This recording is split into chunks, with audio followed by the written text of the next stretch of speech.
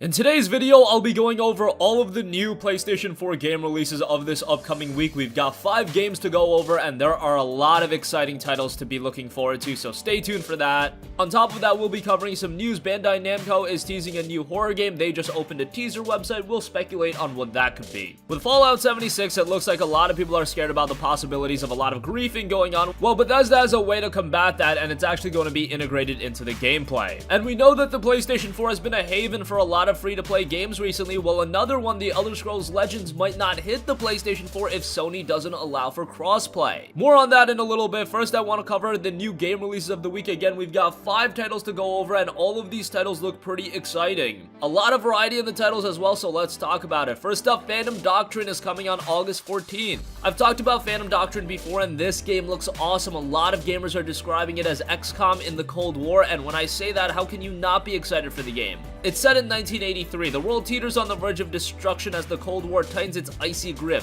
East or West, trust no one, question everything. The fate of humanity is set to rest in your hand as you pit spy versus spy in tactical Phantom Doctrine. The game touts a deep single-player campaign with over 40 hours of content featuring a rich, gripping plot woven with numerous historical events and characters to bring the terrifying reality of the Cold War to life from a unique perspective. Phantom Doctrine is a game that could quietly surprise everyone. Again, it's coming August 14th.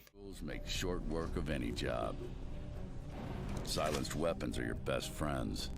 Deadly quiet and they can take out your targets from a distance. Get your foot in the door with a handy lockpick.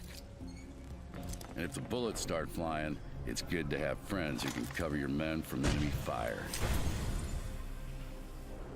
Knowing is half the battle. Cliché, I know. But in this line of work, it can hardly be more relevant. Informers. We also have a new 2D action platformer, Death's Gambit, which is dropping on August 14th. Death's Gambit is described as a challenging 2D action platformer with deep RPG elements. As an agent of death bound to his service, unravel the mystery of Ceridon and discover the true price of immortality. The game touts an expansive world where you can travel across the beautifully rendered Obsidian Vale, Witchwood, Sanguine City, and more. You'll be able to meet quirky characters from all walks of life and uncover their narrative threads and secrets. There will be various character classes, 7 in total, and you'll be able to level up, pick your favorite talents from a skill tree, adapt your strategies, and improve your chances of survival. The game also touts incredible bosses where you'll be able to hunt towering monsters and other creatures of legend. Each boss is a test of skill requiring unique strategies to defeat. Death's Gambit is also a game with an incredible and unique look. I'm excited to try the game out as it's dropping on the PlayStation 4 on August 14th.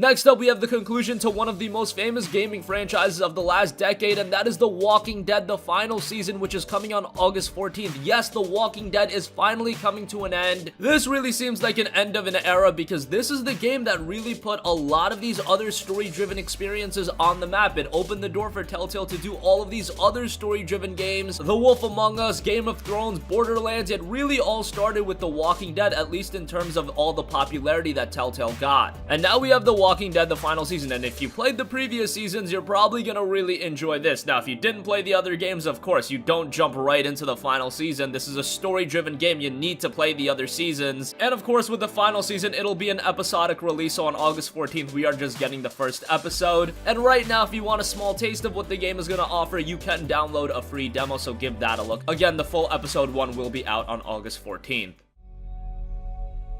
We haven't seen anything like you in ever. Kids are safe here. We make sure of it. I've always taken care of myself.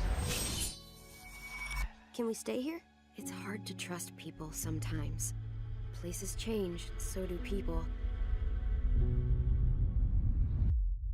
Clem, you're in danger. You and AJ both.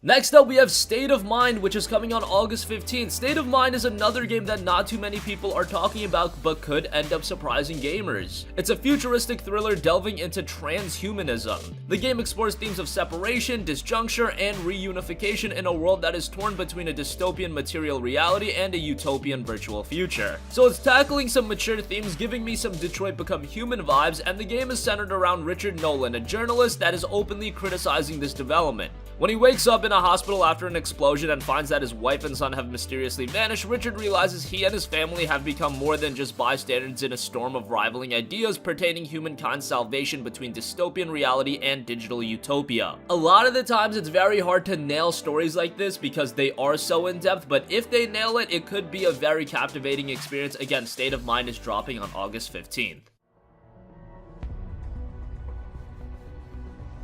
At the moment, we're uploading 750 people a day that want to build a better world. As you know, our project has entered a decisive phase.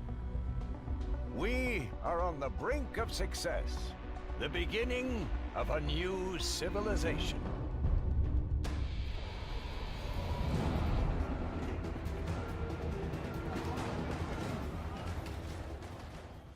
And lastly, we've got Keep Talking and Nobody Explodes, which is coming on August 16th. Now, this game is already released. However, it's released as a PlayStation VR only game. On August 16th, it will be dropping as a non-VR title. The game itself is a multiplayer title where one player is trapped in a room with a ticking time bomb that they must defuse. The other players are the experts who must give them the instructions to defuse the bomb by deciphering the information found in the bomb defusal manual. But there's a catch: the experts can't see the bomb, so everyone will need to talk it out fast. This is a quirky, fun little multiplayer game. It'll be nice that it can be finally played without VR as it's dropping on August 16th.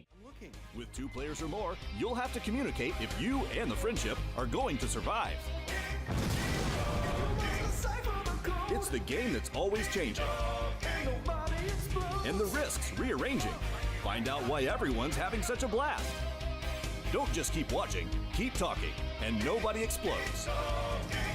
Not suitable for infants, actual bomb defusal teams, or those who dislike exuberant shouting, intense frivolity, or joyful noises of survival. Snacks and drinks sold separately.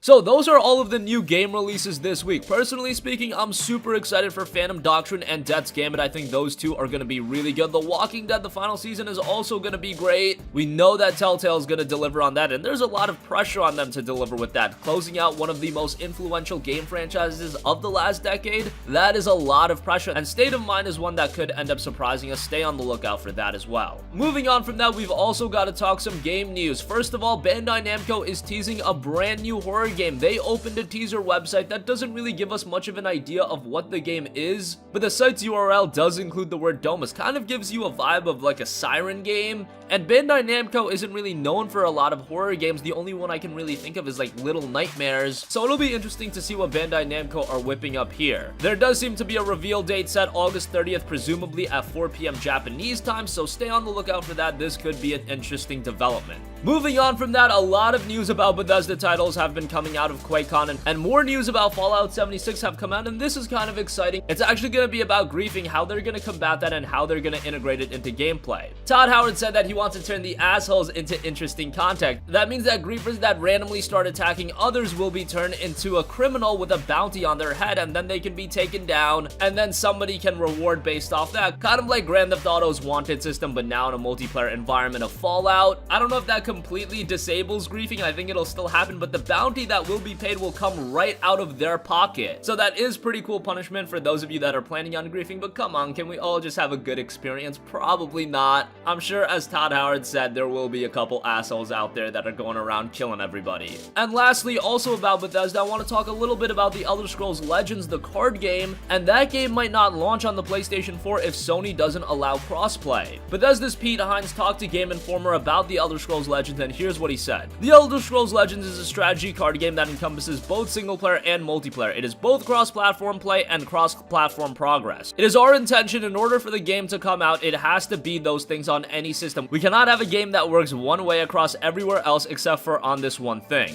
Hines continues by saying the way the game works right now on Apple, Google, Steam, and Bethesda.net, it doesn't matter where you buy your stuff. If you play it on another platform, that stuff is there. It doesn't matter what platform you play against everyone else who is playing at the moment. So we've heard before what Sony thinks about cross-platform play. We know the debacle that was Fortnite's cross-platform play, and it really seems like Sony doesn't want to be pushed on their stance on that. If they stick to that, the PlayStation 4 might not see the release of The Elder Scrolls Legends, and that's very unfortunate. It's great to see that Bethesda is coming at them, though. They aren't going to release their game if they do not change their methods, and at the end of the day, that is best case scenario for gamers, so it'll be interesting to see how this develops as well. We will stay in tune with this, and we'll let you guys know if The Elder Scrolls Legends will come to PlayStation 4, if Sony does allow crossplay, or what happens with this. That's gonna conclude this video. Again, we've got 5 new game releases this week: Phantom Doctrine, Death's Gambit, The Walking Dead The Final Season, State of Mind, and Keep Talking and Nobody Explodes. A lot of exciting titles there. Let us know which games you're picking up, and on top of that, Bandai Namco is teasing a brand new horror game. What do you think that could be? You guys have any speculations? Could this be a brand new IP? We shall see soon enough. Fallout 76 will use griefing as a gameplay element, as you will be turned into a wanted criminal with a bounty on your head that will come out of your own pocket. That's pretty cool. And The Elder Scrolls Legends might not get a PlayStation 4 release if Sony doesn't allow for crossplay. It'll be interesting to see how that develops. That's gonna wrap up this one. Sound off with all of your thoughts in the comment section down below. Thank you for watching, and goodbye.